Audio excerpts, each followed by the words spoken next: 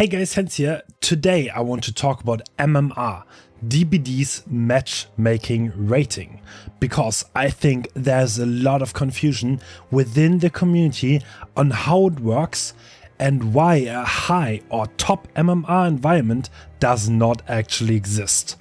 I get a lot of comments on Twitch or YouTube where people are confused how I am playing against people who are obviously less experienced than me, a lot of them implying I'm lowering my MMR off stream. A lot of streamers also use the term as an advertising tool to tell people how good they are at DBD and how bad other streamers are.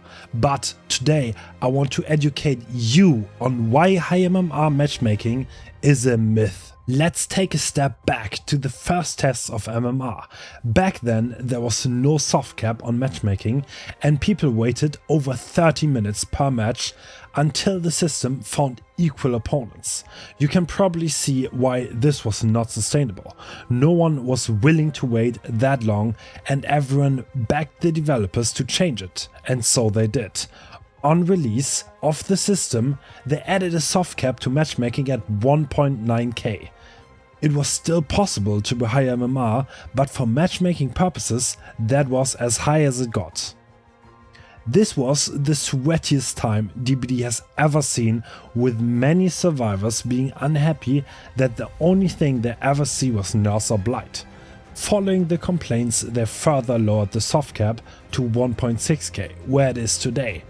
This means there's variety in matches when it comes to opponent strength, loadout and killer choice, but this comes at a price. Top tier players usually don't meet in public matches. It is certainly possible, but very rare. As you can imagine, there are a lot more players at the middle of the MMR spectrum than at the top end. You have to also take into account that matchmaking range widens the longer you search. You will also get matched with people that are 1400 and upwards if you waited over a minute.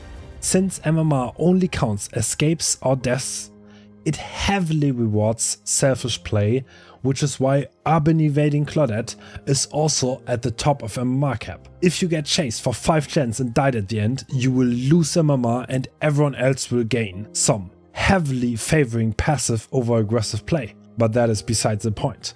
So if you ever ask yourself why me or any other content creator don't play against equally skilled opponents, now you know that high MMR does not exist and it's just a myth.